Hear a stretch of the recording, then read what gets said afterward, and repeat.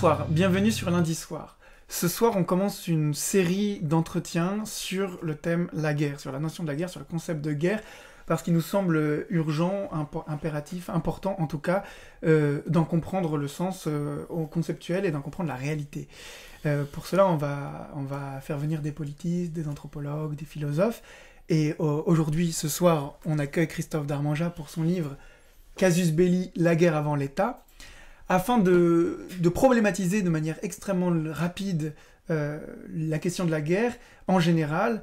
On peut partir de l'introduction d'un livre d'un philosophe qui, en apparence, ne semble pas parler de la guerre, qui s'appelle Lévinas, qui pourtant nous dit que, je vais lire, que, au fond, pour la plupart de ceux qui pensent ce qui est, le principe qui vient en premier, c'est l'idée que ce qui est vraiment, au fond, c'est la guerre.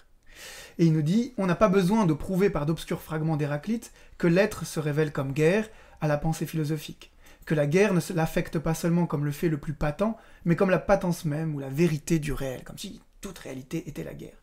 En elle, la réalité déchire les mots et les images qui la dissimulent pour s'imposer dans sa nudité et dans sa dureté. Et face à cela... Ça laisse songeur. Hein. On va voir après ce que ça signifie, mais face à cela... il oppose l'idée qu'il faut sortir de cette conception de la réalité égale la guerre pour essayer de rendre possible une paix minimale, une paix qui pour lui relève non pas de la philosophie, non pas de discours, mais d'une attente qu'il appelle l'eschatologie, c'est-à-dire l'attente des fins. Bon. Peu importe ce que ça signifie en détail, ce qui est intéressant, c'est de montrer que pour pouvoir dire cela, Lévinas en fait, a une conception de la guerre qui est très restreinte. C'est-à-dire, pour pouvoir dire que la guerre, c'est la brutalité du réel mis à nu, etc., il a une conception, on va dire, réductrice, puisqu'il dit, dans un autre texte, « Liberté et commandement », en 1953, qu'au fond, la guerre, c'est l'embuscade. C'est-à-dire, il réduit la guerre à une opération particulière qui est l'embuscade, c'est-à-dire l'attaque surprise, en quelque sorte. Pourquoi il dit ça ? Parce qu'on n'a pas de rapport à l'autre quand on l'attaque par surprise, on s'en fiche de son visage, on s'en fiche de sa relation à l'autre, et donc on n'a pas de convention avec lui en tant qu'autre.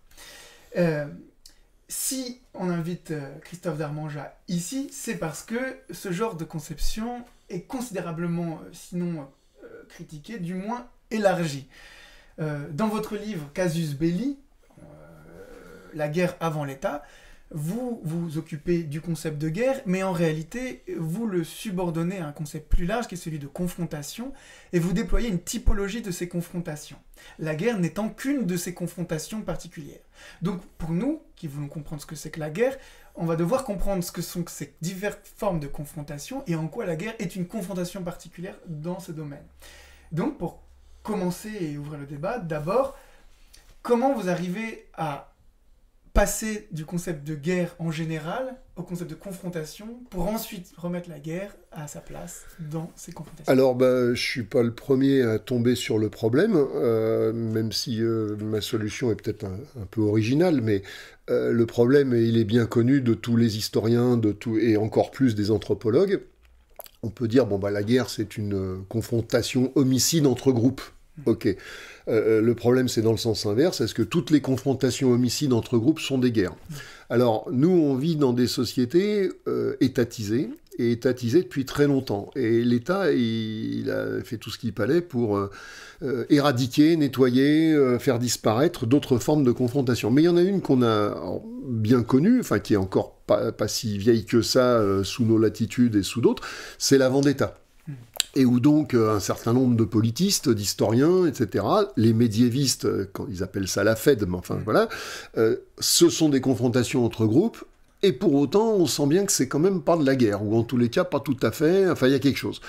Et puis après, quand on fait de l'ethnologie, on tombe sur des choses absolument exotiques, étonnantes, avec des gens qui se donnent rendez-vous, et puis on est d'accord qu'au premier sang versé, ou au clair de lune, ou j'en sais rien, on s'arrête, et après on se réconcilie. Et la solution qu'on emploie souvent, c'est de rabattre ça sur nos trucs à nous, donc sur nos lunettes à nous, et on dit c'est de la guerre, mais comme on est quand même un peu embêté, on dit c'est rituel. Voilà, une fois qu'on a dit rituel ou ritualisé, on a tout dit.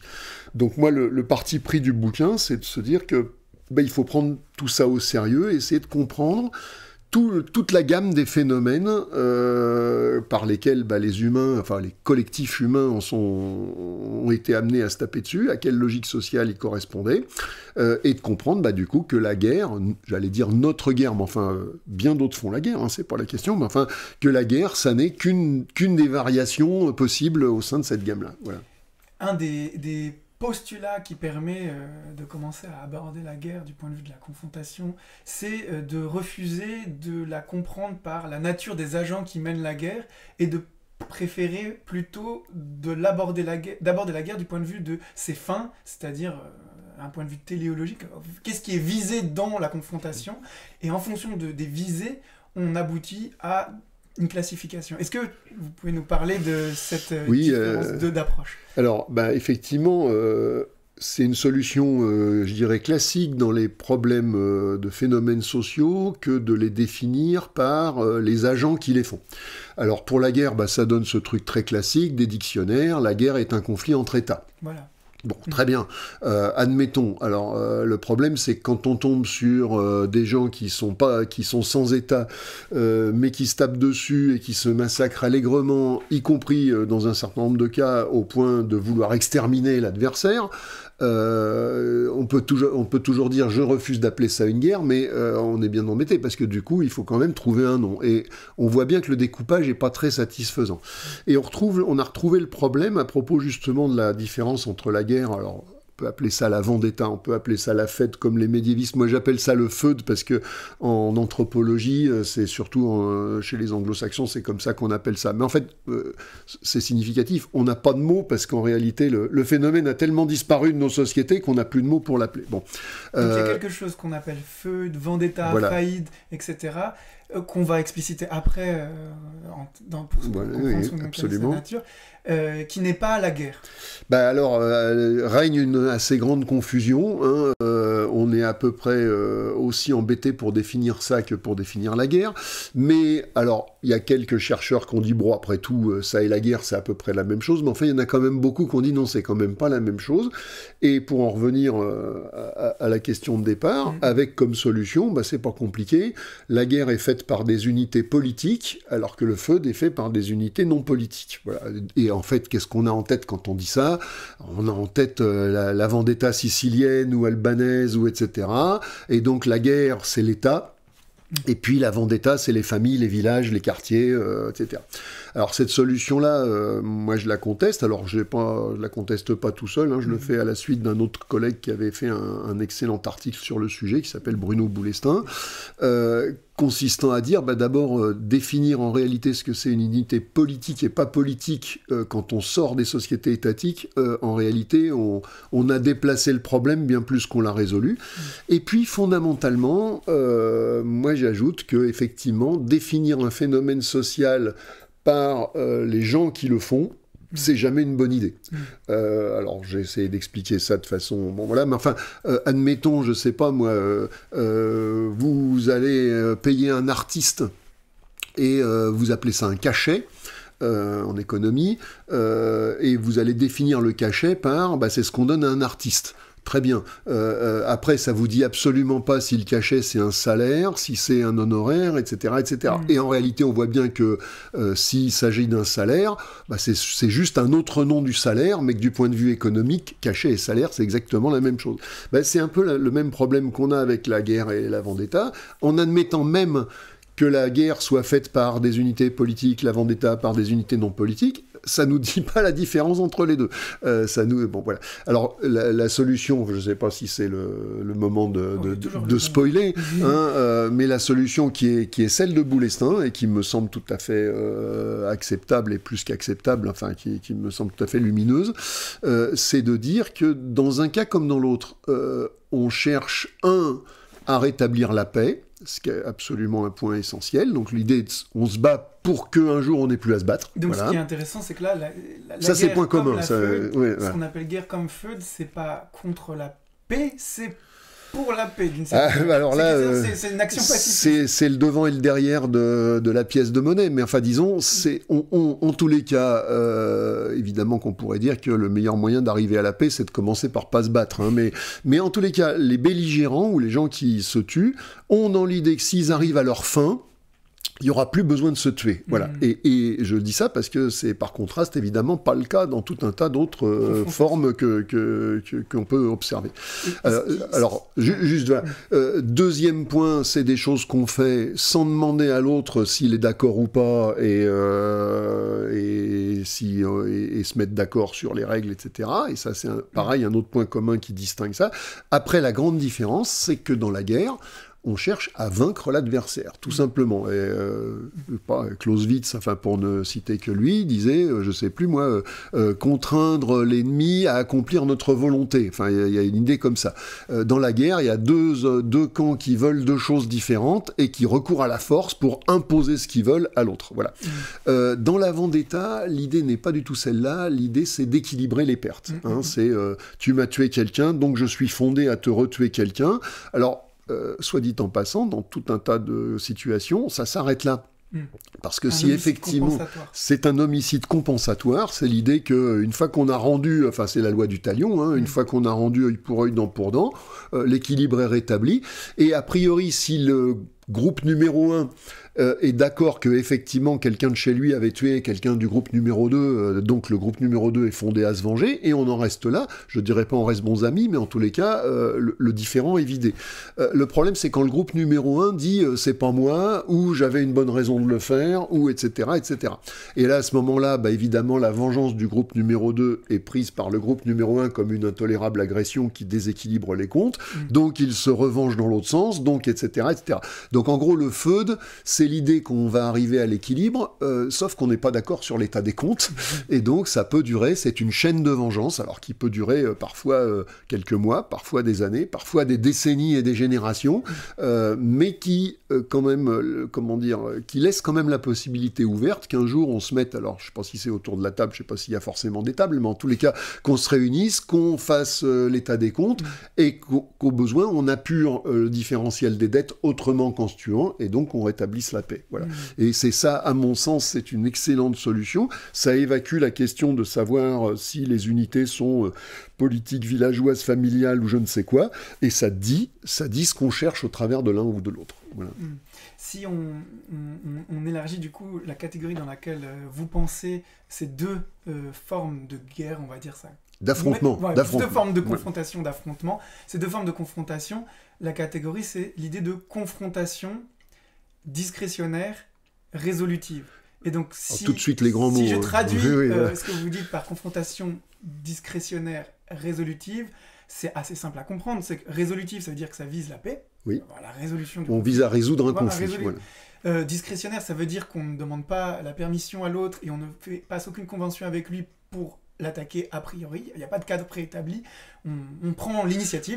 Voilà, c'est dans le sens de pouvoir discrétionnaire. On en use à volonté. Voilà. J'ai essayé de trouver un mot qui dise en quelques syllabes ce qu'une longue périphrase, pour m'éviter une longue périphrase à chaque fois. Voilà. Et ce qui est intéressant, c'est qu'au fond, ces feux comme guerre, qui sont donc des confrontations discrétionnaires résolutives, c'est des manières de faire quelque chose qu'on a une sorte de justice, que ce soit une vengeance limitée, soit une justice quelconque. Oui. Mais la distinction dans les buts recherchés que vous avez définis, c'est le premier, c'est l'équilibre. C'est ça. Et c'est-à-dire la vendetta finalement. On pourrait croire que c'est le truc illimité mais de surenchère en surenchère, mais non, c'est l'équilibre. Tandis que ce qui est recherché dans la guerre, par rapport à la vendetta, c'est la suprématie. Et absolument. Là, c'est pas du tout le même mode. Est-ce que vous pouvez nous décrire un peu les différences et donner peut-être des exemples si vous en avez? Alors, je dirais pas que la guerre, c'est forcément de la justice. La vendetta, il y a forcément un caractère judiciaire. Il y a un côté réparation, équilibre. Encore une fois, tu m'as fait du mal, je te fais le même mal, et maintenant on est quitte. Voilà, c'est... D'ailleurs, le langage courant le dit, c'est un règlement de compte, au vrai sens du terme. Le seul truc, c'est qu'on n'est pas d'accord, encore une fois, sur l'état des comptes, c'est ça qui fait que ça dure. Alors, la guerre peut être une guerre de nature judiciaire, quand justement c'est une guerre de vengeance. En gros, une vendetta qui dégénère. Jusque-là, on était en mode bon bah les bongos ils nous ont tué quelqu'un, donc on va leur tuer quelqu'un et donc on va être quitte, voilà. Sauf qu'au bout d'un moment, ça dure et qu'on trouve que les bongos ils commencent à nous courir le haricot, etc. Et on dit bon bah les bongos ça se commence à bien faire. On va alors version soft leur mettre une bonne dégelée histoire de leur passer l'envie de recommencer et version hard les exterminer jusqu'au dernier, comme ça ils auront fini de nous embêter. Donc ça c'est un cas de dégénérescence de vendetta en guerre de vengeance, qui garde un côté judiciaire. Alors judiciaire trash, mais... Vous dites vindicative. Bah oui, vindicative, parce que c'est de la vengeance. Voilà. Après, il y a des tas de guerres qui sont pas du tout judiciaires. Hein. Ça, le monde moderne est plein de ces guerres de pure rapine ou de pure domination. Alors évidemment, où chacun se présente toujours comme la victime de l'autre, parce que il va de soi que c'est quand même la bonne façon de mobiliser les troupes. Mais enfin, non, j'allais dire ça trompe personne. Si, évidemment, ça trompe des gens, mais enfin... où là, il n'y a pas besoin d'avoir fait un doctorat de je sais pas quoi pour bien savoir que tout ça, c'est du bidon. Et que, évidemment, que les guerres modernes, ce ne sont jamais des guerres de vengeance. En réalité, c'est toujours des guerres qui ont des enjeux économiques, des enjeux politiques, qui sont jamais, en général, que des enjeux économiques indirects. Hein, voilà. Bon. Mais donc, oui, en particulier, alors, c'est là où, quand on remonte dans des sociétés... oui, je m'interromps, mais c'est justement ça aussi qui fait qu'on a du mal à comprendre ce que les autres sociétés font, c'est que nous, on fait que la guerre, et deux, on ne fait que la guerre que pour des buts directement ou indirectement économiques. Quand on va voir des sociétés très lointaines dans l'espace ou dans le temps, et y compris les chasseurs-cueilleurs, dont bien des gens ont pensé, voilà, que ils font pas la guerre forcément, puisque eux, économiquement, ils s'en foutent, ils sont pas là pour piller, ils ont pas d'esclavage, ils conquièrent pas de territoire, etc. Donc les chasseurs-cueilleurs sont nécessairement pacifiques. Ou bon, de temps en temps, ils se chauffent un peu les oreilles, mais enfin voilà, il n'y a rien qui ressemble à la guerre. C'est complètement faux. En ethnologie, on a notamment une documentation extrêmement riche sur l'Australie aborigène, et où on a des dizaines et des dizaines de cas où les gens se tapent dessus de manière extrêmement violente. Et alors, bien sûr, en chiffres absolus, pour nous, c'est de la gnognotte, mais en chiffres relatifs à la taille de ces sociétés, c'est absolument dévastateur, et avec parfois l'idée de se démolir jusqu'au dernier, et jusqu'au nouveau-né, pour éviter que dans 20 ans, ils viennent se venger. Donc ces sociétés-là font la guerre, mais elles la font pour d'autres raisons que nous, et elles la font en particulier pour se venger, et même, j'allais dire, presque exclusivement pour se venger. Alors... là, on a l'impression qu'on en a dit beaucoup, et pourtant, en fait, il reste énormément de formes de confrontation, et leurs rapports sont tous différents, puisque s'il y a les confrontations discrétionnaires résolutives, et il y a celles qui ne sont pas résolutives, c'est-à-dire, en gros, je décide d'attaquer, je prends l'initiative, je ne demande pas la permission, mais je n'ai pas de fin de type pacifiste ou équilibre. D'ailleurs, quand on dit pacifiste... la guerre, quand elle vise pas la paix, la belle paix, elle vise parfois la décimation de l'adversaire. Ça peut être la paix des cimetières, mais il y a l'idée que si on arrive à son objectif, il n'y aura plus besoin de se battre. Voilà, c'est la fin de la guerre. C'est les guerres contre la guerre, quoi. Mais il y a aussi tout un tas de confrontations qui ont l'air pas si limitées que ça. Et en fait, les non résolutives, celles qui n'apportent pas de résolution, c'est généralement celles que vous identifiez comme des guerres qui apporte une acquisition. Oui, alors justement, je ne parle pas de guerre dans ce cas-là, mais... Oui, pardon. Non, mais je sais bien, c'est des confrontations. Il m'a fallu longtemps aussi, mais c'est la chasse, hein, tout simplement. Alors le mot acquisition est un peu plus savant, mais l'idée c'est que quand on va à la chasse, comment dire, on est là pour prendre ce qu'on est venu prendre, par la force évidemment, sans demander l'avis du gibier, mais on n'est pas là pour faire la paix avec le gibier, pour lui imposer des conditions qui changeraient durablement nos rapports avec lui, etc. Alors, d'ailleurs, assez souvent... ce type d'opération militaire est pensé par les intéressés eux-mêmes comme une chasse, et non pas comme une guerre. Alors après, qu'est-ce qu'on va chasser dans des sociétés non étatiques ? Alors on va chasser des trucs, auxquels nous on a tendance à s'attendre, du butin, éventuellement des territoires, Alors encore que dès qu'on chasse le territoire, ça commence à ressembler franchement à une guerre. Mais du butin humain, pour soit en faire des adoptions, soit en faire des esclaves. Et puis il y a évidemment une catégorie à laquelle nous on pense pas directement, mais qui nous fournit j'allais dire un sujet d'émerveillement, mais enfin en tous les cas d'étonnement, qui est une grande partie du livre. C'est les gens qui vont chasser des têtes. Et donc là, chasser les têtes, c'est pas juste on va se taper avec les autres et on va ramener leur tête pour montrer qu'on a été des grands guerriers, qu'on les a bien massacrés, etc. etc. Ça, c'est le trophée. J'allais dire, c'est banal. Hein. Non, là, l'idée, c'est vraiment, on y va pour ramener une ou plusieurs têtes. Et pourquoi ? Parce que la tête va avoir un certain nombre d'effets magico-religieux, elle va faire pousser le riz dans les rizières, elle va rendre le gibier abondant, elle va rendre les femmes fertiles, elle va permettre aux adolescents de devenir des hommes, etc. etc. Alors, il y a toute une gamme comme ça de croyances, et il y a donc un certain nombre de sociétés où on chassait les têtes. Voilà. Peut-être qu'on peut parler de la chasse aux têtes pour y voir aussi les problèmes que posent les questions de confrontation discrétionnaire, non résolutive, ou en tout cas acquisitrice, enfin bon bref. D'abord parce que ce que vous appelez la chasse aux têtes ou ces formes d'acquisition, vous l'appelez aussi prédation. Oui, parce que en fait, là aussi j'étais embêté, on chasse pas que les têtes. Alors c'est le truc le plus classique, si j'ose dire, mais il y a des endroits où on ne prend que le scalp, et y compris chez certains Indiens d'Amérique du Nord, la prise de scalp avoisine cette idée d'acquérir quelque chose de l'ennemi, une espèce de substance vitale, etc. Il y a des endroits où on chasse les dents, etc. Donc j'ai essayé de trouver un mot qui n'est pas très heureux, il faut bien le dire, mais ça c'est le problème quand on essaye de faire de la science avec les mots du vocabulaire courant. On réutilise des mots qui veulent des fois un peu dire autre chose. Donc j'ai appelé ça de la prédation. Encore une fois, c'est pas le plus heureux, parce que la prédation, ça pourrait être tout bêtement pour manger l'ennemi, et là on le mange pas. Il y a vraiment toute une croyance autour de... alors, ces têtes qu'on ramène, je ne l'ai pas dit, mais systématiquement, on va faire tout un tas, alors pour le coup, de rites, de cérémonies, de choses comme ça. Hein. La tête, il ne suffit pas de la mettre au bout d'une pique pour qu'elle fonctionne. Hein. Il va falloir faire tout un tas de choses. Et moyennant quoi, on va... Quand je dis on, c'est la collectivité, hein. C'est pas juste le chasseur. De sociétés, alors, ça s'est observé un peu en Amérique du Sud. Alors d'ailleurs, c'est là où il y a l'exemple le plus connu, c'est les Jivaros, qui non seulement chassaient les têtes, mais les réduisaient. Et eux, ils ont la particularité qu'une fois les cérémonies accomplies, ils pensent que la tête, elle est plus bonne à rien, une fois qu'elle a donné tout ce qu'elle avait à donner. Et c'est pour ça qu'on en a autant dans les musées, c'est parce que quand les ethnologues passaient en disant « je vous le rachète $20 », les mecs étaient tout contents que le blanc soit assez stupide pour acheter une pile usagée $20. Voilà. Et du coup, il y a plein de têtes réduites Jivaro un peu partout dans le monde. Mais le grand coin, si j'ose dire, de la chasse aux têtes, c'est en Asie du Sud-Est.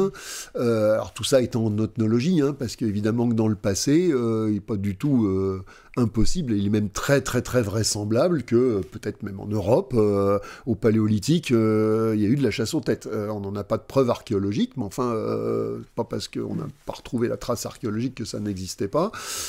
En tous les cas, en ethnologie, voilà, ça part, disons, des montagnes de la Birmanie, etc. Et il y a des gens qui le font quasiment en continu jusqu'au sud de l'Indonésie actuelle. Pas l'Australie. Voilà, on chassait pas les têtes en Australie. Mais enfin, et en Papouasie-Nouvelle-Guinée, etc., etc. Donc il y a des dizaines et des dizaines de peuples en ethnologie qu'on a vu ou sur lesquels on a de la documentation concernant la chasse aux têtes. Au niveau d'une réflexion sur les confrontations, la chasse aux têtes permet de donner une analyse poussée, puisque c'est vraiment un grand chapitre du livre, quoi, du fait qu'on ne fait pas forcément la guerre pour des raisons économiques ou des soucis d'appropriation purement matérielle, et que c'est peut-être même pas si souvent que ça, en tout cas dans certaines formes sociales. Est-ce que c'est possible de déployer un peu les motifs qui structurent peut-être l'idéologie de la chasse aux têtes et qui expliquent que parfois on fait la guerre, on l'initie et on veut la faire pour des raisons qui n'ont pas rapport direct, en tout cas, avec ce que nous, on considérait comme du survivalisme matériel. Absolument. Alors, c'est une discussion essentielle, parce que justement, parmi les préhistoriens, parmi les anthropologues, pourquoi les humains se battent? Réponse qui nous semble évidente, les humains se battent autour de ressources. C'est ce qu'ils font à l'époque contemporaine, et c'est ce qu'ils ont toujours fait. Et d'ailleurs, Darwin, la lutte pour la vie, les espèces, les individus essayent de s'affronter individuellement ou en groupe pour monopoliser les ressources. Ce qu'on observe justement par l'ethnologie, et c'est là où l'ethnologie nous donne des informations qu'on n'aura jamais directement par l'archéologie, c'est que les gens n'ont pas l'air si intéressés que ça par les ressources, en tous les cas pour les sociétés qui justement n'étaient pas structurées autour des inégalités de richesse. Voilà. Alors par quoi pourtant ils se battent quand même.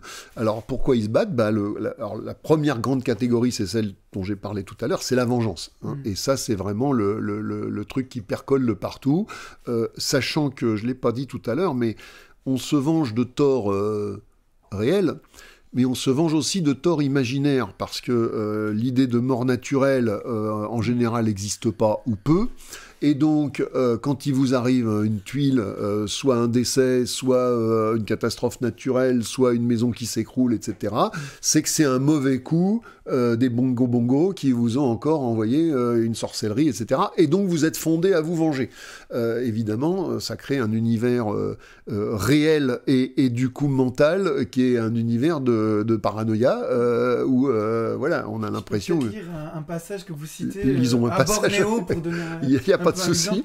Admettons qu'un village souffre d'épidémies, de mauvaises récoltes et d'infertilité des femmes. Donc, vous citez ça. Oui, c'est une citation d'ethnologue. Oui. Cherchant une raison pour expliquer leur malheur, ils arrivent à l'idée typiquement indonésienne que leur groupe manque de pouvoir magique. Leur flux spirituel s'épuise. Ce dont ils ont besoin, c'est d'un nouveau afflux de vigueur surnaturelle, non seulement pour se renforcer eux-mêmes, leurs récoltes et leurs femmes, mais aussi pour combattre les esprits malfaisants avec plus d'efficacité. L'un des moyens les plus directs d'obtenir le pouvoir magique dont ils ont besoin est de capturer un nouveau lot de têtes chez un autre groupe. L'énergie spirituelle de l'autre groupe est concentrée dans ces têtes, et en s'en emparant de quelqu'une, le village détournera une partie de la vitalité à son profit. Tout cela pour arriver à la fin à un équilibre des têtes. Oui, alors là, on est sur un truc un peu hybride, en fait, qui est à cheval entre la vengeance, la vendetta, et donc la chasse aux têtes. Alors la chasse aux têtes a elle a deux particularités. Jamais personne, à ma connaissance, n'a écrit un bouquin essayant de traiter le phénomène globalement. Vous avez trouvé que le chapitre était un peu copieux. En réalité, le chapitre, il survole le problème, et si un anthropologue sérieux voulait se plonger là-dedans, il faudrait qu'il écrive plusieurs volumes, parce que y a une documentation formidable que j'ai évidemment pas du tout eu le temps d'éplucher dans son ensemble. Ce que j'ai essayé de faire, c'est de délimiter un peu le phénomène, de proposer, disons, un début de synthèse. Voilà. Et encore une fois, ça n'avait, à ma connaissance, en tous les cas, ça n'avait pas été fait. Alors, le point commun, il y a des tas de variations. Hein. Il y en a qui disent, encore une fois, c'est pour faire pousser le riz. D'autres, c'est pour récupérer de l'énergie magique. D'autres, c'est pour donner des noms aux adolescents. Oui, si on énumère quelques-uns, en gros, on va chercher des têtes pour la fertilité des champs du riz, pour la fertilité du mâle, oui, absolument. Donc, qui parfois a un rite où il met la tête séchée sur ses testicules en espérant avoir de la fertilité. Il y a la recherche des noms. On ne sait pas si ça marche d'ailleurs.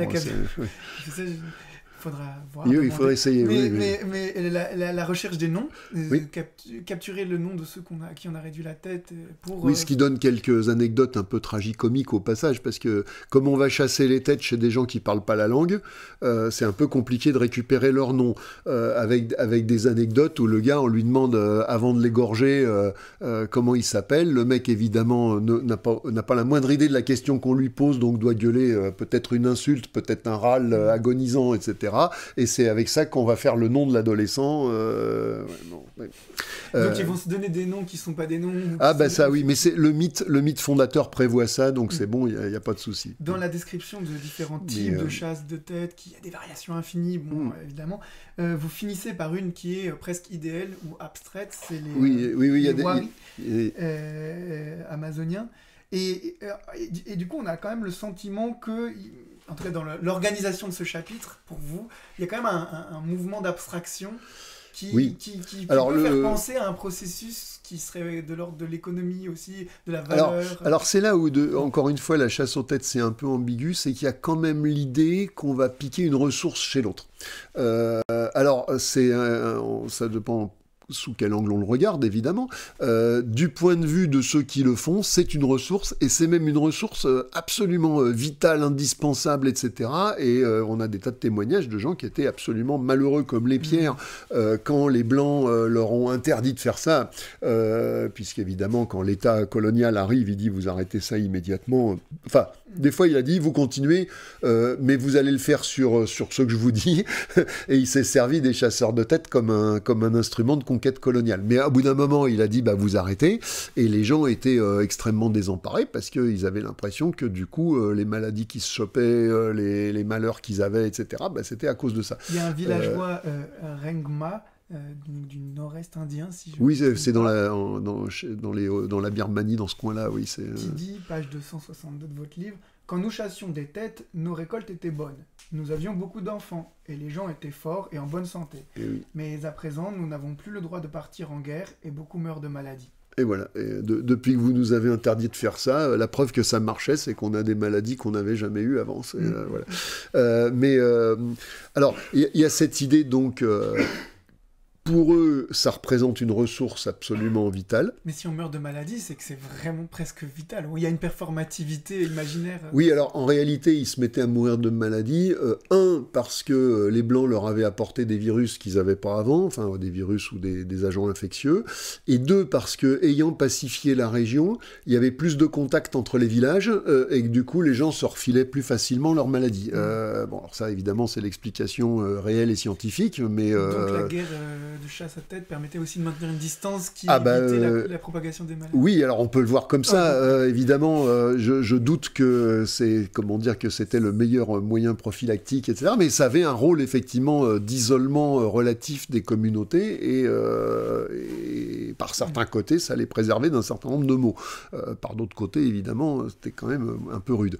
Mais alors, pour en revenir à notre affaire, donc il y a des situations où les gens se battent dans l'idée de se piquer des ressources imaginaires, idéales, et effectivement, il y en a qui poussent le processus d'abstraction jusqu'à l'idée de se dire que ça marche même quand on prend pas la tête, hein, et donc les gars de l'Amazonie, là, les Wari, qui c'est un peu, c'est plus loin que, comment ça s'appelait, là, le film avec Christophe Lambert où les mecs se coupaient la tête, là, voilà, bon bref, je me rappelle plus, mais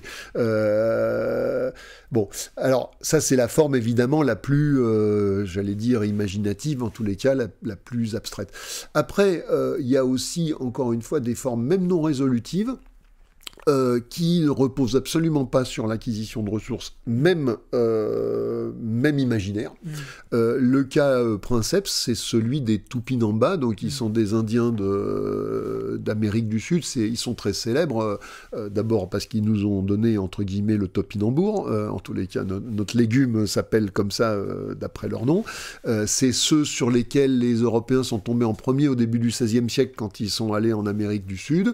Il y a eu notamment un prisonnier européen qui est resté pendant plusieurs mois entre leurs mains, qui a réussi à les entourlouper et à s'évader, et qui à son retour a fait une première ethnographie, qui est très connue. Il y a c'est ceux qui étaient au couronnement de je ne sais quel roi de France, et où Montaigne dans les essais fait un chapitre qui s'appelle Les Cannibales, et où il fait notamment un exercice d'ethnographie inversée en leur disant qu'est-ce qui vous étonne chez nous, voilà. Bon.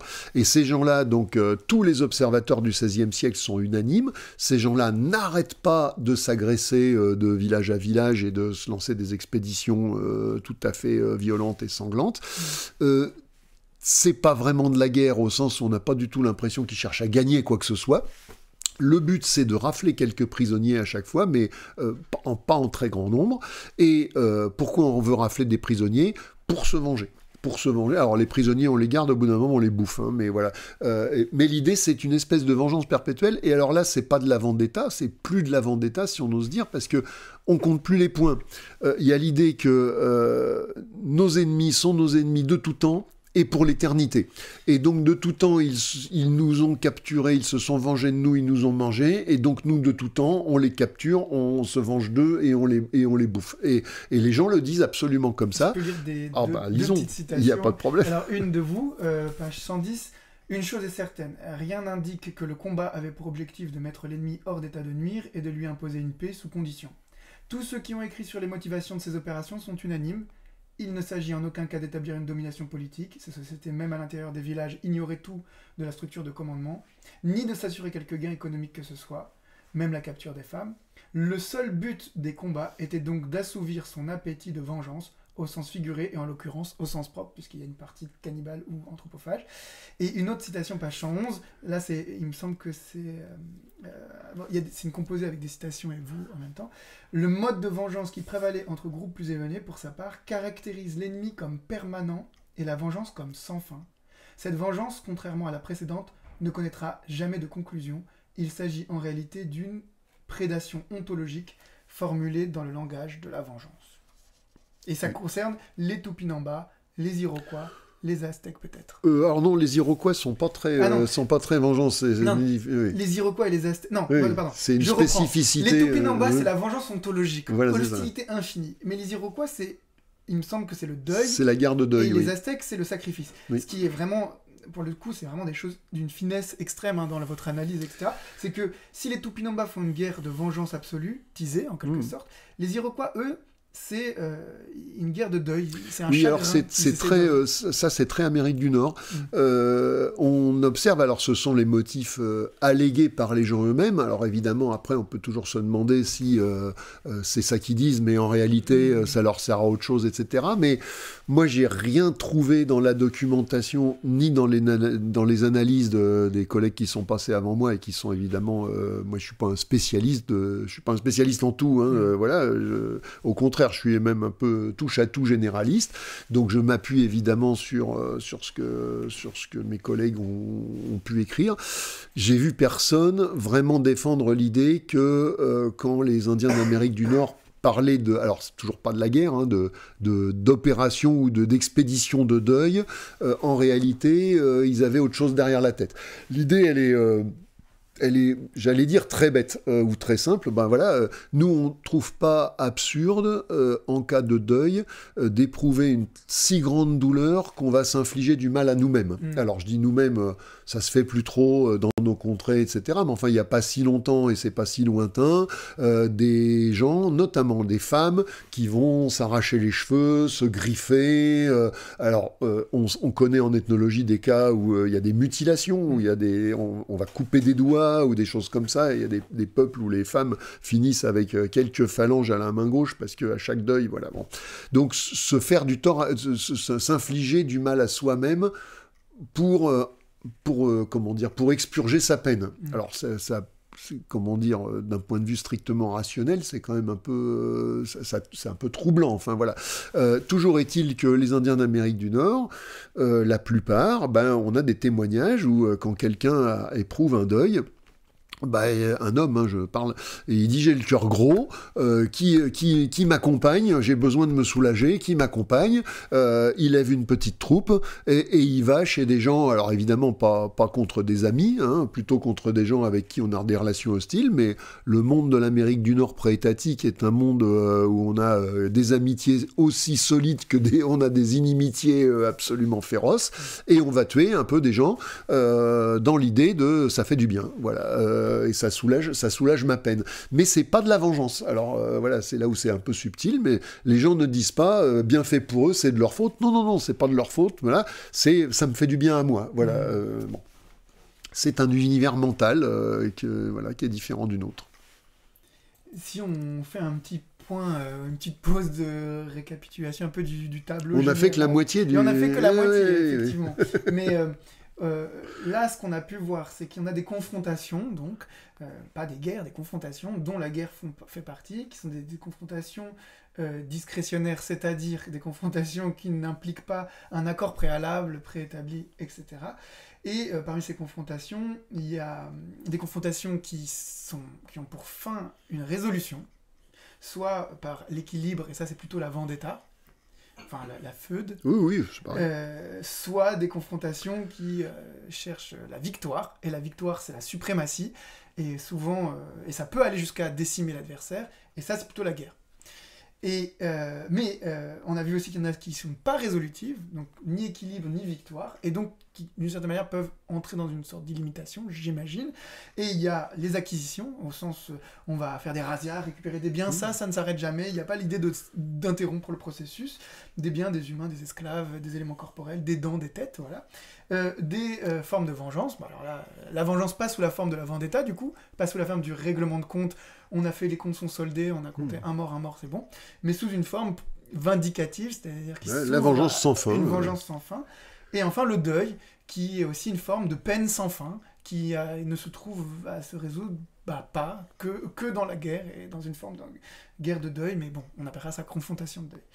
Mais ce qu'on n'a pas encore évoqué, et parce que ce livre a catégorisé les choses de manière... il y a un beau tableau à 4 cases. Dans un très beau tableau, peut-être qu'on nous montrera l'image plus tard. Il y a toutes les confrontations qui, spontanément, nous feraient dire que c'est pas des vraies confrontations, que c'est des jeux, que c'est des rituels, enfin celles que vous appelez conventionnaires, tout simplement parce qu'il y a... Au fond, elles ont une convention préalable. Les gens disent on va se battre à telle heure, tel jour, dans tel lieu, et pour telle raison, et dans tel but. Pas forcément dans tel but, mais enfin si. Et surtout, on va finir comme ça. Et on va c'est le critère ultime. Exactement. Et du coup, il y a un certain nombre de critères de fin du conflit qui sont prévus par la confrontation conventionnaire. Et donc peut-être on peut entrer dans ce concept. Oui, alors effectivement, c'est le genre de choses sur lesquelles les ethnologues sont tombés, j'allais dire, par dizaines ou par centaines, qui se font très très largement dans tout un tas d'endroits, et sur lesquels ils ont été bien embêtés. Donc, appelant ça souvent des choses ritualisées. Bon, voilà. À mon avis, le bon mot, c'est justement de dire que ritualisé, voulant pas dire grand-chose en l'occurrence, mais que par contre, ça se caractérise effectivement par cet accord, on pourrait dire régulé aussi. Enfin voilà. Bon, moi j'ai choisi convention. Alors j'ai pas pris conventionnel parce que c'était déjà pris pour autre chose. Bon voilà, mais conventionnaire. Bon, alors. Si on veut simplifier et aller un peu droit au but, c'est des duels collectifs. Pour nous, l'idée du duel, c'est du 1 contre 1, mais en réalité, là, c'est tout simplement l'idée qu'on peut organiser des duels entre groupes. Juste une petite pause avant que vous continuiez, c'est que dans la vision clausewitzienne de la guerre, donc von Kriege de la guerre, donc le concept de guerre, est plus ou moins réduit au duel, et tout parfois le duel entre deux stratèges. À mon avis, c'est une erreur. Donc, vous proposez de distinguer quand même la guerre du duel, parce que ce qui différencie du coup la guerre du duel, c'est que dans la guerre, on prévient pas, enfin on peut prévenir, on peut déclarer la guerre, mais on lui demande pas la permission, tandis que dans le duel, il y a un commun accord pour s'entretuer. Et pour savoir comment on s'arrête, encore une fois. Voilà. Et donc effectivement, Clausewitz a cette formule géniale de dire la guerre consiste à utiliser la force pour contraindre l'autre à accomplir notre volonté. Enfin, je paraphrase, mais enfin c'est ça l'idée. Et il a cette formule malheureuse qui est de dire la guerre n'est rien d'autre qu'un duel collectif. Et à mon avis, il a tort. Alors, encore une fois, Clausewitz, il n'a pas entre les mains l'ensemble de la documentation ethnologique, anthropologique, qui permet justement de prendre du recul et de se rendre compte de toute la différence. Il écrit ce livre entre 1816 et 1831. Oui. Alors, toujours est-il que donc des duels, on en a observé un certain nombre, et c'est assez, amusant, c'est que là aussi, on peut les recouper en deux grands morceaux, selon qu'ils ont pour but de rétablir la paix ou pas, selon qu'ils sont résolutifs ou pas. Donc il y a des fois où des groupes vont se taper dessus dans l'idée de dire, voilà, on a un différend, on va le régler en se tapant dessus, et après on redevient un rat copain. Et puis il y a des circonstances où on se tape dessus, pas pour redevenir copain, pour autre chose. Voilà. Donc c'est pour ça que ça marche très bien avec un tableau à 4 cases, 2x2. Du coup, juste pour préciser, c'est pas parce que une confrontation conventionnelle, c'est-à-dire où tout le monde est d'accord de se battre selon des règles précises, à une fin déterminée et entendue, que c'est pour résoudre quelque chose. Non, on peut prendre un exemple, par exemple, un peu étonnant, mais dans les Andes, depuis un certain nombre de siècles, À peu près tous les ans, se déroule un truc qui s'appelle le Tinku, qui va, alors là aussi, il y a 12 000 modalités selon les lieux, voilà, mais enfin, l'idée générale, c'est que 2 villages ou 2 moitiés de villages, enfin 2 communautés, disons, pas trop éloignées, mais différentes, vont s'affronter en se donnant rendez-vous, et quand je dis s'affronter, alors c'est peut-être pas aussi sanglant qu'une guerre moderne, etc., mais c'est pas juste des baffes, hein. On a des espèces de frondes, alors avec lestés, avec des grosses pierres, on ne projette pas la pierre, mais on s'en sert comme d'une matraque, etc. On se défonce gaiement les membres, etc. Et il y a des morts. Voilà. Et il y a des morts. Et c'est une bonne chose, parce que pourquoi on fait ça? Pour que le sang coule, afin que la Pachamama, qui comme chacun sait est la bienveillante divinité de la terre grâce à laquelle tout pousse, etc., et ben la Pachamama elle est bienveillante mais elle a soif, donc tous les ans il faut lui donner du sang humain à boire pour qu'elle soit contente et que les récoltes soient meilleures, etc., etc. Donc dans ce cas-là on a typiquement un affrontement donc conventionnel, on s'est donné rendez-vous, on sait que ça durera l'après-midi, on sait quel type d'arme est légitime et quel type d'arme, voilà. Ça ne donnera lieu à aucune vengeance, même s'il y a des morts, hein, c'est... j'allais dire good game, hein. Enfin en tous les cas, ça fait partie de, voilà, ça fait partie du cadre, etc. Et le but, c'est absolument pas de résoudre, on n'a rien contre ces gens-là et on ne sera pas plus copains avec eux après qu'avant. Le but, encore une fois, c'est en fait, de faire un sacrifice. C'est une manière un peu originale de faire un sacrifice. Voilà. Et on va recommencer l'an prochain, et l'an prochain, et l'an prochain, etc., etc. Donc c'est des duels collectifs, mais qui n'ont pas pour but de résoudre un différend.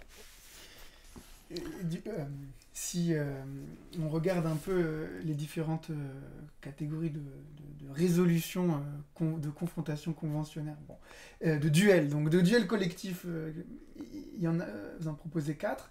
On retrouve la victoire comme chez les discrétionnaires, mais il y en a un qui est intéressant, c'est la catharsis, c'est-à-dire que d'une certaine manière, dans ces duels-là, les gens se disent, eh bien, on va se taper dessus pendant un certain nombre d'heures, voire de mois, mais après, notre querelle sera vidée, c'est-à-dire que, au fond, le combat en lui-même est la forme de résolution, et donc c'est presque identifié confrontation avec pacification. Oui, alors ça m'a moi-même pas mal surpris. Enfin, de toute façon, j'ai évidemment ouvert des grands yeux, comment dire...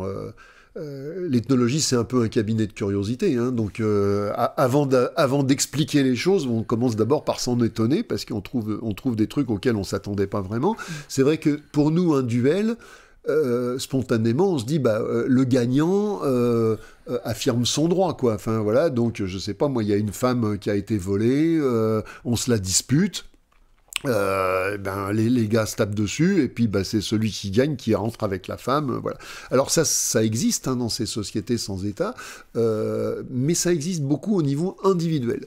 Et au niveau collectif, j'ai trouvé très très peu de choses comme ça, par-ci par-là, peut-être, mais vraiment c'est pas du tout ça que j'ai trouvé le plus. Et le cas le plus fréquent, c'est finalement le cas où les gens effectivement se donnent rendez-vous pour se taper dessus, mais avec l'idée que, comment dire, on aura, comme ça, on aura vidé notre différend. Et donc, il y a un proverbe sud-américain que je cite à un moment donné, les mecs disent, de toute façon, ce qui est volé, hein, voilà, donc on va pas revenir dessus. Mais par contre, il y a l'idée de dire, et d'ailleurs, je crois que c'est les Yanomami qui le disent avec le plus de, comment dire, de netteté. Il y a une phrase, si vous voulez, je la lis. Allons-y. Bon, c'est Elena Valero, voilà, qui est ça. la captive dans les années 30 des Yanomami et qui a raconté sa vie, a été rapportée, publiée par Ettore Bioka, voilà, je résume. Et donc, elle rapporte les propos des Yanomami. Vous êtes en colère, nous le sommes aussi, il faut que nous nous calmions. Et alors commencèrent les luttes.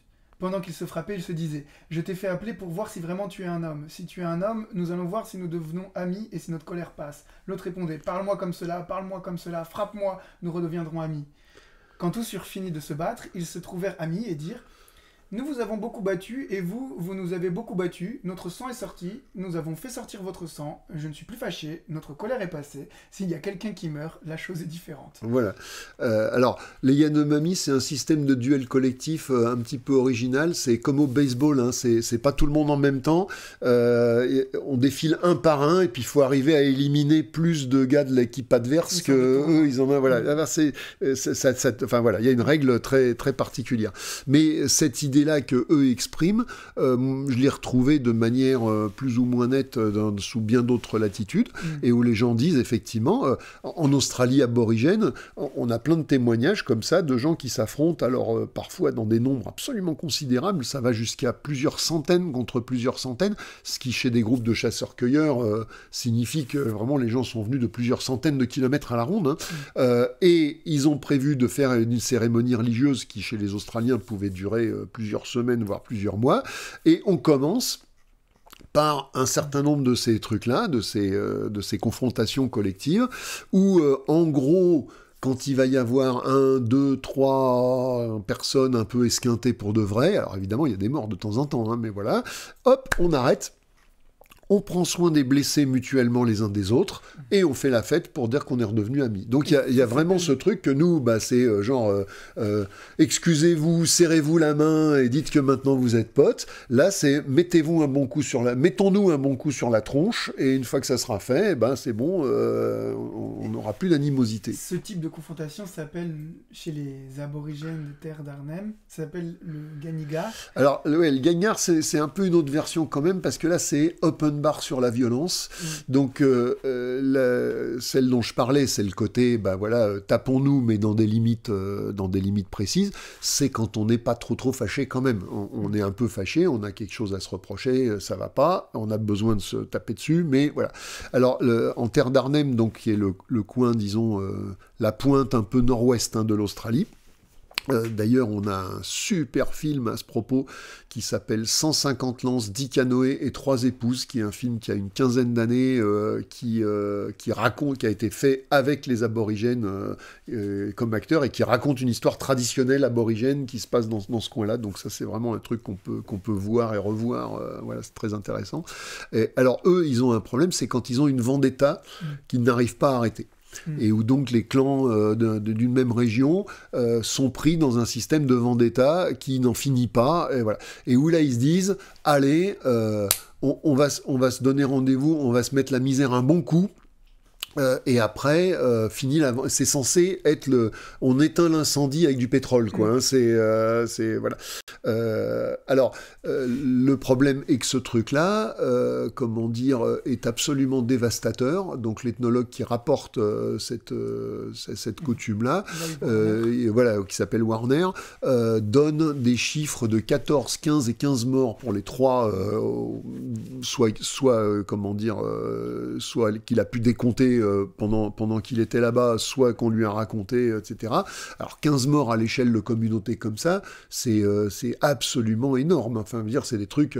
du coup, il y en a un tous les 15 ou 20 ans, de ces choses-là. C'est pas tous les jours qu'on fait ça.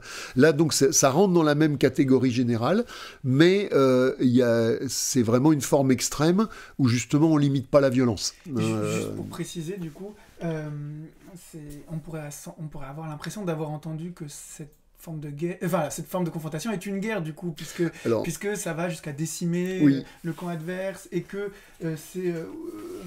mais en fait, ce qui fait que c'est pas la guerre, c'est que c'est conventionnaire, c'est-à-dire que Alors, je peux en parler d'autant plus que j'ai écrit des bêtises là-dessus et que j'ai changé d'avis. J'avais fait d'abord, il y a 4 ans, je suis rentré dans le sujet via l'Australie aborigène. J'ai fait un bouquin sur la guerre chez les aborigènes. Donc j'ai vu ces duels collectifs, disons, un peu policés, enfin un peu régulés. J'ai vu des choses qui sont de l'extermination pure et simple, et j'avais le Ganigar, où les mecs se mettaient d'accord pas pour s'exterminer, mais en tous les cas pour se faire très mal. Et donc spontanément, pour moi, le Ganigar faisait partie des opérations guerre, quoi. Enfin, on faisait beaucoup de morts, donc voilà. Et je suis revenu là-dessus. Il y a que les imbéciles qui changent pas d'avis, c'est ce que j'ai toujours dit. Donc je suis revenu là-dessus à cette occasion-là, en me disant, en fait, étant donné, alors que les gens se sont mis d'accord, mais surtout, il y a l'idée que une fois la bataille finie, quelle qu'en soit l'issue, c'est terminé. Et c'est ça qui compte, c'est de se dire qu'on va se taper dessus, et une fois qu'il y aura eu un certain nombre de morts sur le carreau, on n'y revient plus, normalement, ils n'ont pas à être vengés, voilà. Alors qu'une vraie guerre, même si vous prenez une défaite colossale, si vous sentez les forces et l'envie de remettre ça pour prendre votre revanche, personne ne peut vous en empêcher. Et donc, bien que ce soit une forme anormalement violente de confrontation conventionnaire, je pense que ça reste une confrontation conventionnaire et que ça n'est pas une guerre. Alors après, évidemment, je le dis en passant, j'ai fait un joli tableau avec des lignes bien précises, bien fines, taillées au cordeau et au rotring, etc., pour faire finalement à la fin un chapitre où je dis évidemment que la réalité ne rentre pas toujours dans les cases et qu'on a des cas de choses qui sont à cheval entre deux catégories, mais ça, c'est vrai dans toute science, et c'est pas parce qu'on a des choses à cheval que ça veut dire que les catégories ça sert à rien, à mon avis, même au contraire. Mais et peut-être que avant d'aller voir d'autres étrangetés de confrontation, etc., peut-être qu'on peut faire un point de méthodologie, puisque en fait le livre il est quand même traversé par beaucoup de questions, beaucoup de distinctions. Oui, en fait, ce qui fait que là, ce qu'on entend depuis tout à l'heure, c'est qu'on fait beaucoup de on fait de la taxinomie. On fait de la taxinomie, oui. De la typologie, et peut-être que vous pouvez nous dire un peu pourquoi vous avez eu besoin de revenir à autant de réflexions sur la méthode aussi. Alors il y a un anthropologue que moi j'admire énormément qui s'appelle Alain Testard, oui. Une citation de lui où il dit « On s'étonne généralement de l'importance que j'accorde aux définitions, moi je m'étonne du peu d'importance que les autres leur accordent. » Voilà, bon.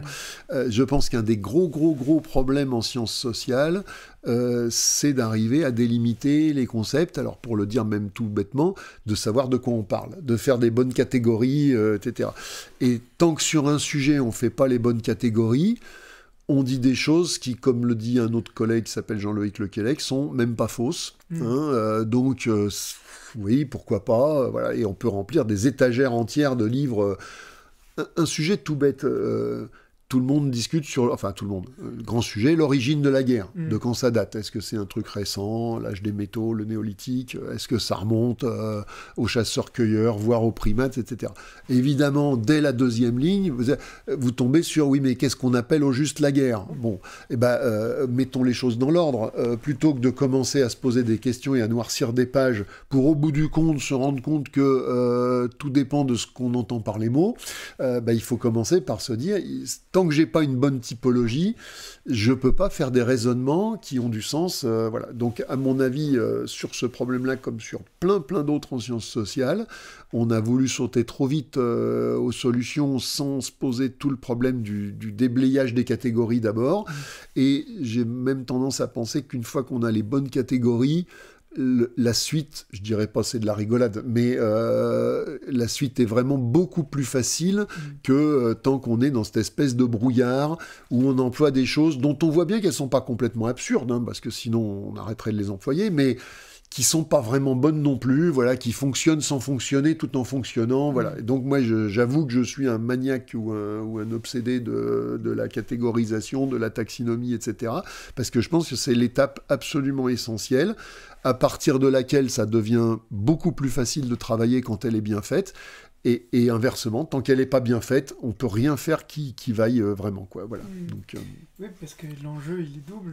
Nommer une réalité, donc trouver à la définir pour voir même si elle existe encore ou si elle est là où on l'observe. Et inversement, se demander qu'est-ce qui est nommé par les gens qui pratiquent telle forme de confrontation, qu'est-ce qu'ils disent eux, et qu'est-ce qu'ils font, et puis en tirer une nouvelle définition qui est distinctive. Alors, au passage... nous, les noms qu'on a mis sur ces choses-là, il n'y a aucune raison de penser qu'ils correspondent à une bonne classification scientifique. Les noms que les gens eux-mêmes ont mis là-dessus, il n'y a pas plus de raison de penser.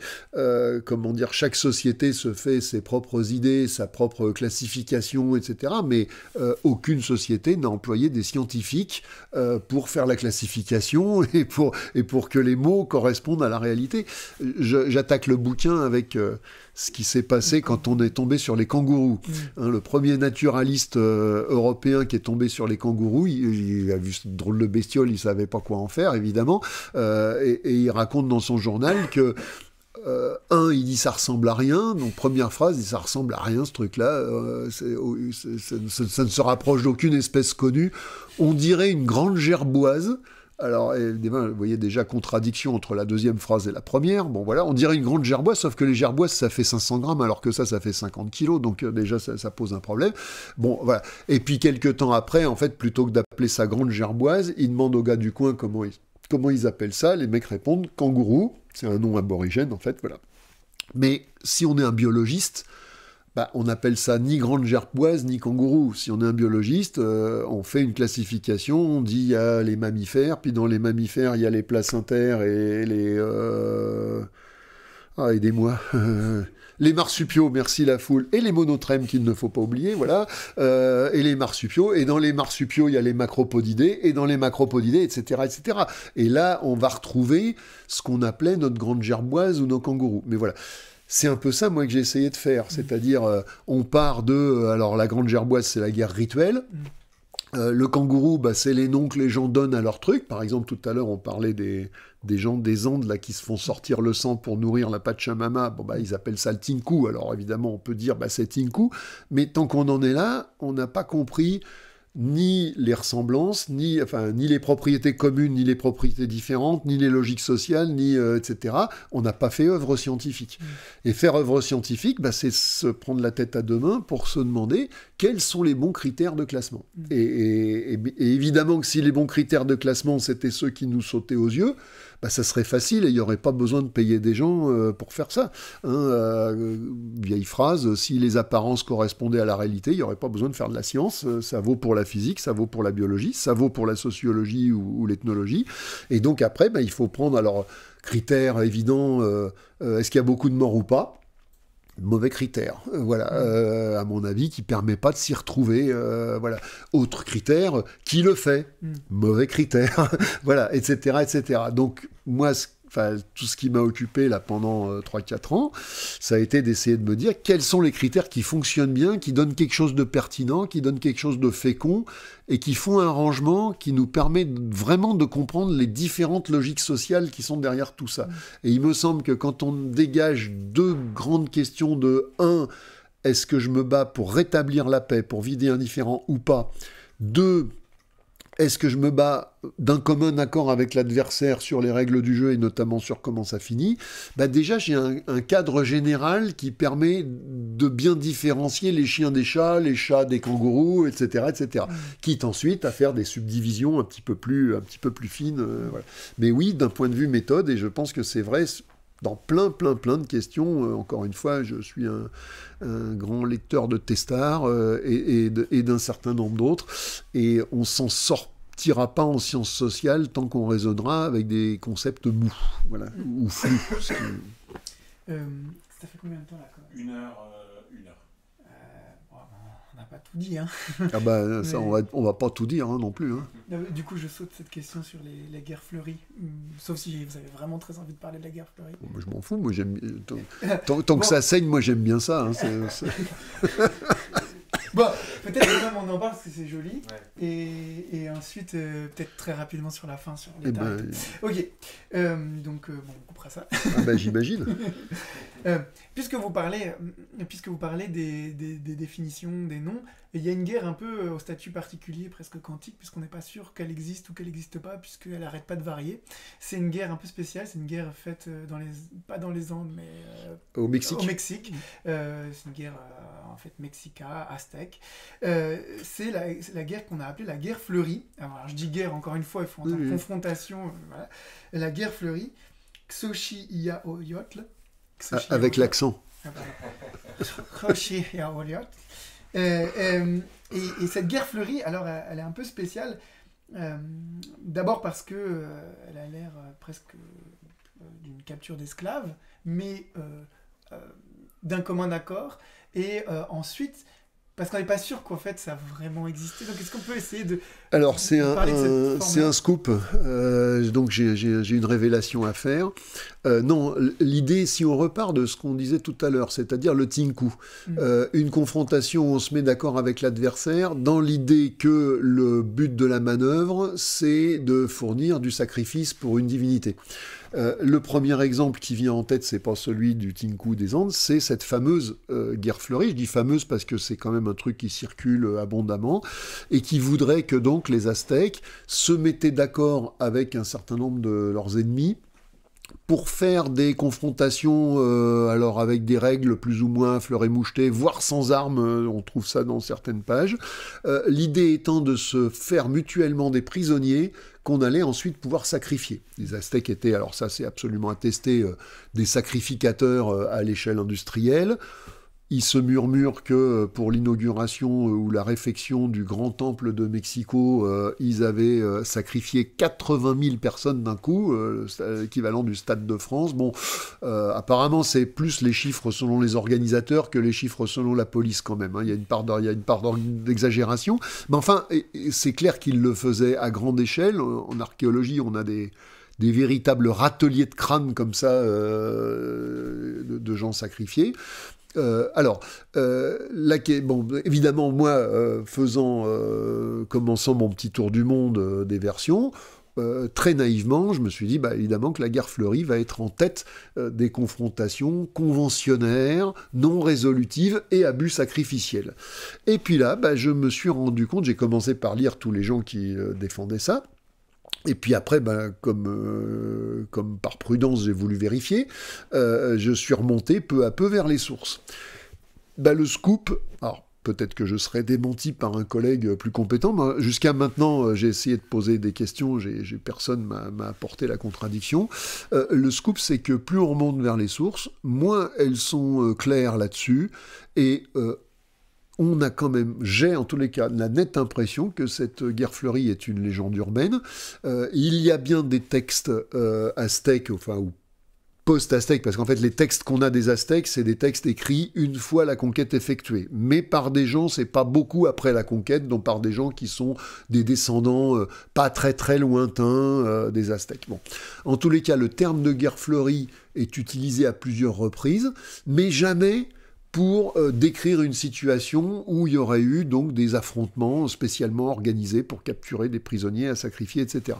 Parce donc, que si on décrit la guerre fleurie à l'origine, au départ, les premières hypothèses sur la guerre fleurie, c'est une guerre où on s'affronte, on a une petite mèche de cheveux, oui, alors, on est sans armes. Alors le degré de détail est variable. On s'attrape par la mèche, si on est attrapé par la mèche, on devient esclave. Le degré de détail varie d'un auteur à l'autre, donc il y a des auteurs qui restent relativement évasifs, d'autres qui donnent force détails dont on se demande un peu où ils sont allés les chercher parce qu'ils donnent pas forcément de référence justement dans les sources.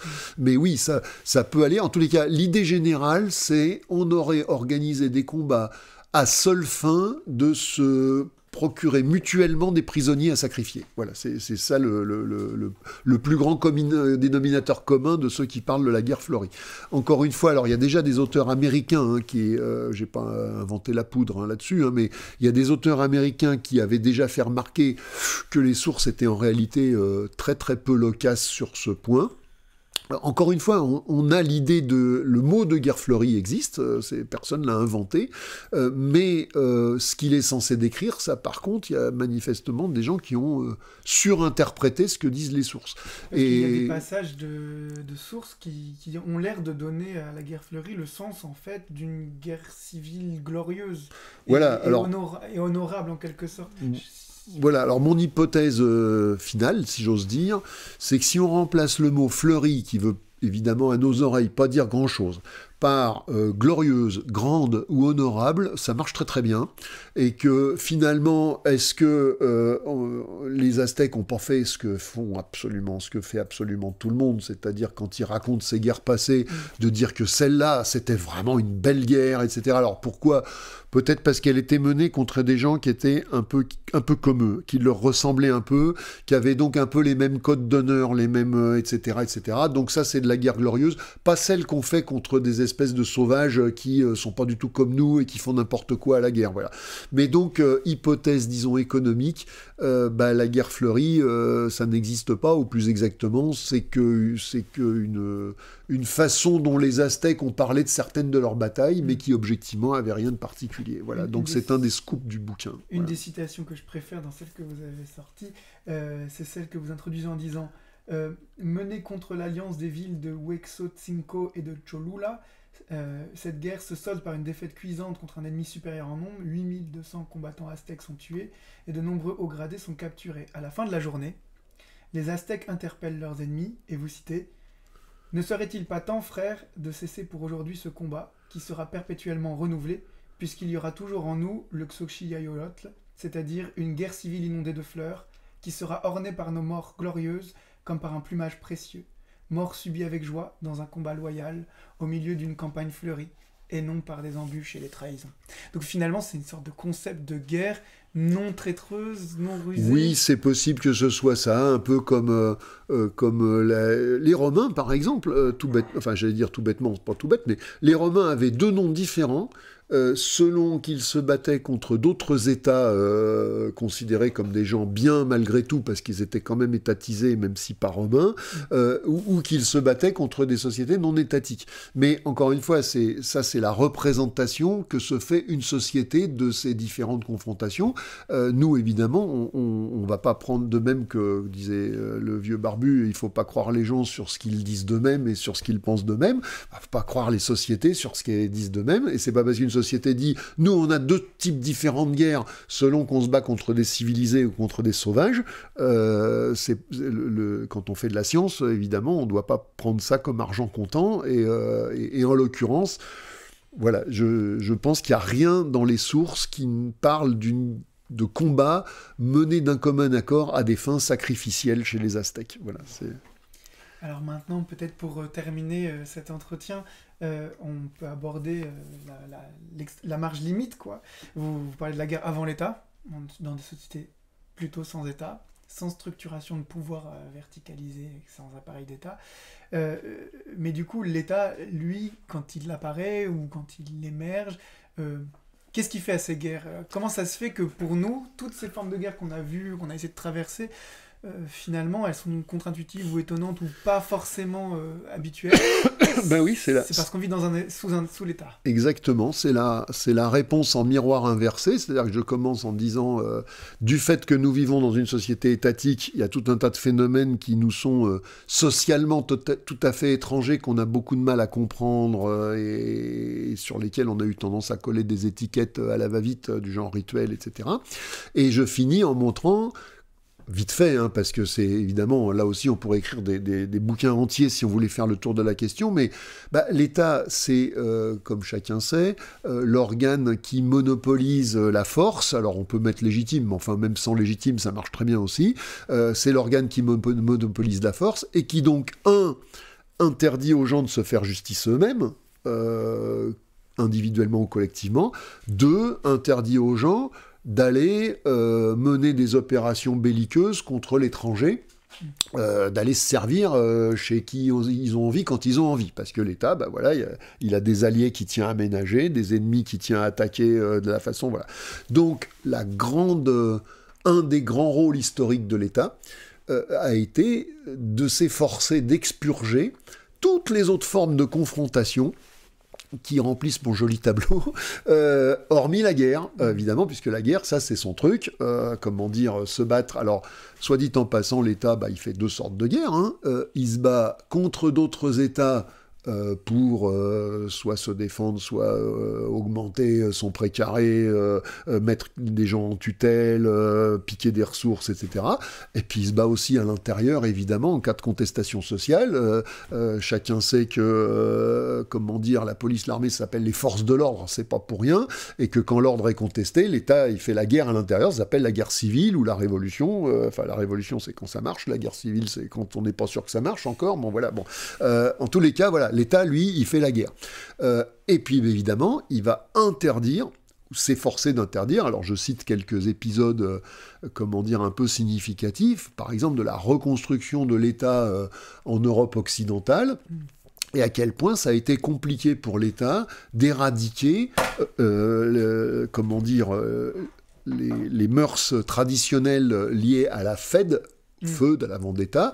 En particulier, c'était double problème parce que non seulement les gens avaient l'habitude de le faire et considéraient comme tout à fait honorable de se venger et déshonorant de ne pas se venger et de s'en remettre à la justice royale pour régler leurs comptes. Et ça, c'est un truc récurrent, même pas seulement les Italiens ou les c'est partout dans le monde. Il y a beaucoup de passages où vous vous rappelez que par exemple, les Amérindiens sont absolument choqués, voire scandalisés de voir que les Blancs, les colons ne s'occupent pas de venger leurs morts et les escrocs. Nous, on est pétris d'une morale étatique, même quand on n'aime pas l'État, et on dit, oui, se venger soi-même, c'est quand même un truc de brutos et d'arriérés, et les gens civilisés, ils se vengent pas eux-mêmes, et on apprend ça à nos enfants dès qu'ils sont petits, on dit, la vengeance, c'est pas la justice, on se fait pas justice soi-même, etc. Dans une société sans État, c'est l'exact contraire, c'est si tu te fais pas justice toi-même, t'es un moins que rien, tu n'es rien, et y compris les femmes disent ça aux mecs en disant, mais qui c'est qui m'a foutu un lâche pareil qui va même pas être capable de se faire respecter et de nous défendre, enfin tout ça ensemble. Bon, alors en tous les cas, l'État, quand il se reconstruit par exemple en Occident, il va éprouver les 1000 difficultés à éradiquer ces traditions de vengeance, d'autant plus que l'armature de l'État c'est la noblesse, et que la noblesse c'est justement elle qui a les traditions de vengeance les plus ancrées. Donc là il y avait un paradoxe que l'État a eu, d'ailleurs il a eu même du mal à finir d'éliminer les duels individuels, ça a couru jusqu'au 19e siècle. Bon, alors en tous les cas, oui, l'État interdit, aux gens de se venger, 2, aux gens d'aller se servir dans les communautés autour, etc. Donc tout ce qui est chasse, que ce soit chasse aux têtes, razzia, etc., il va falloir oublier. La vendetta, on oublie. Les duels collectifs judiciaires, on oublie aussi. Et même les duels collectifs non judiciaires, mais qui auraient pu du coup être facilement détournés parce qu'ils étaient quand même salement violents et que de temps en temps, les ancêtres du sport, c'était quand même des trucs où il y avait régulièrement des blessés graves et des morts et où les gens de temps en temps s'en servaient pour régler leurs comptes. L'État interdit ça aussi, et donc l'État fait paradoxalement, disons, ne laisse subsister de tout ça que 2 extrêmes. C'est à un bout la guerre et à l'autre bout notre sport moderne, qui est la confrontation organisée, donc non résolutive, parfaitement conventionnaire et dénuée quasiment de tout contact physique. Alors, ok, il reste le rugby, le foot américain, le water-polo, etc., mais où on essaye quand même de préserver l'intégrité physique des participants, etc. Mais il y a vraiment que la société moderne qui a engendré un truc pareil. Dans les autres sociétés, quand les gens faisaient un truc qui ressemblait au sport, on y allait beaucoup plus vigoureusement, j'allais dire, sans que ça pose le moindre problème. Enfin, en tous les cas, c'était considéré comme normal. Voilà. J'ai peut-être 2 dernières questions. La première, c'est, vu qu'on parle de l'État, on parle aussi du territoire. Et une chose qui est assez importante quand même dans le livre, c'est que, aussi contre-intuitif que ça puisse paraître, on a parlé des ressources tout à l'heure, ou même des richesses, en réalité, la plupart des confrontations, elles ne portent pas sur l'appropriation d'un territoire. Même lorsqu'il s'agit de défendre un territoire, en tout cas c'est équivoque, même quand il s'agit de défendre ou de dissuader de venir dans son territoire, c'est pas parce que les autres vous agressent pour prendre votre territoire.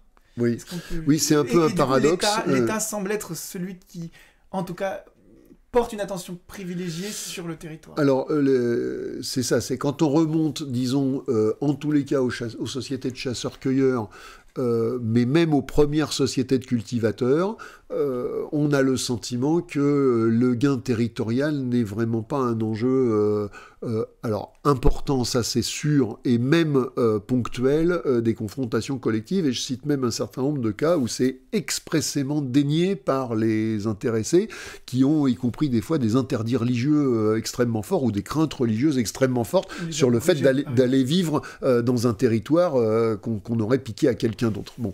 Alors, le gain territorial, il apparaît quand même avant l'État, c'est-à-dire qu'à partir du moment où l'agriculture s'installe, voire la chasse-cueillette quand elle devient sédentaire, il y a un certain nombre de coins où petit à petit le territoire va devenir un enjeu.